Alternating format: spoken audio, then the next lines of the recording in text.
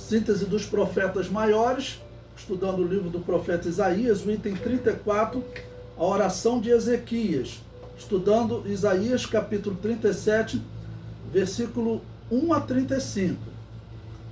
Separei o versículo 14 para nossa meditação, que diz: E Ezequias as estendeu perante Yahvé. Ezequias estava aprendendo a temer ao Senhor. No versículo 4, Isaías mandou os servos levarem uma mensagem a Isaías, dizendo: Porventura Yahvé, teu Deus? Ezequias deveria enviar mensagem dizendo: Porventura Yahvé, nosso Deus? Mas ele aprende e agora leva aquela afronta diretamente ao Deus de Israel. Então, quando Senaqueribe, através do seu general, seus porta-vozes, mandou aquela mensagem de ameaça, ele mandou os seus representantes a Isaías, Ezequias mandou os representantes a Isaías, e na oração é interessante ele chamar de teu Deus, parece até que não era o Deus dele, ou que faltava alguma intimidade a Ezequias. Ezequias era um homem de Deus, nós vemos pelas obras que ele fez, ele tirou muita idolatria de Israel, tá bom?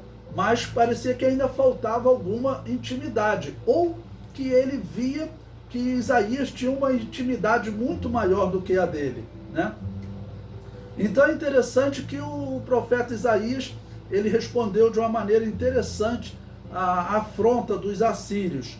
Você abrir a sua Bíblia aí no versículo 23 desse capítulo 37 de Isaías, ele diz o seguinte: A quem afrontaste e de quem blasfemaste? Contra quem alçaste a voz e ergueste os olhos ao alto? Contra o Santo de Israel. Essa palavra de Isaías me lembra a palavra de Davi, quando ele foi lutar contra o gigante Golias. Ele disse que estava ali para lutar contra ele, porque ele havia afrontado o Senhor dos Exércitos, o Deus de Israel, a quem ele tinha afrontado. Tá bom? Então Isaías faz o mesmo. Isso é importante para nós lembrarmos, é algo que é elementar, todo cristão deve saber. Mas nós não podemos esquecer que a nossa luta, Deus, quando ele se apresenta como Senhor dos Exércitos, significa que Deus está na nossa frente, porque essa era a função de um exército. Eu cito como exemplo, se você vê aquele filme Troia, um filme recente que teve, conta quando os gregos levaram seus exércitos para tentar invadir Troia. O exército de Troia saiu para fora das muralhas para combater o exército dos gregos. Quando Deus se apresenta como Senhor dos Exércitos, essa é a função. O povo, ele não lutava. Então nós ficamos na posição de povo e Deus luta por nós. Então Isaías manda responder assim, Olha, você blasfemou, você afrontou, alçou a sua voz contra o Santo de Israel.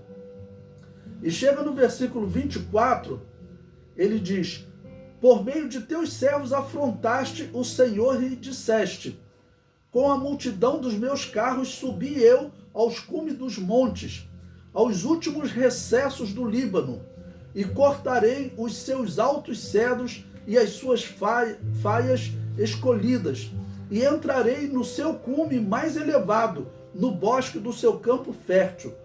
Eu cavei e bebi as águas, e com a planta de meus pés sequei todos os rios do Egito. Os assírios foi, sem sombra de dúvida, segundo a história, uma das piores nações quando dominava algum outro povo.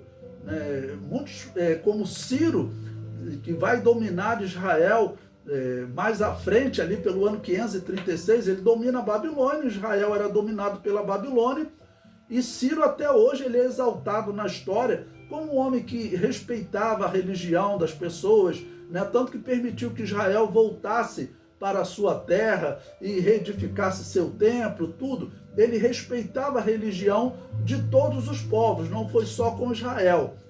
Então ele é até citado na história como um modelo nesse sentido. Já os assírios não. os assírios, eles chegavam e eles realmente maltratavam muitos povos dominados com o propósito de que ninguém enfrentasse eles, ninguém pensasse em se rebelar, tá bom?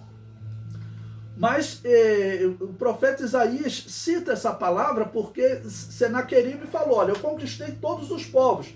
Eles já tinham conquistado, claro, a Babilônia já era dominada por eles conquistaram os sírios, conquistaram o Egito, Moabe, conquistaram todos, até as cidades do reino de Judá, eles tinham conquistado. Conquistaram o reino do norte, Samaria, levaram cativos, tudo eles tinham conquistado. Praticamente só faltava Jerusalém. E ele havia dito, olha, eu conquistei até o Egito. Vocês estão confiando no Egito? Eu conquistei o Egito.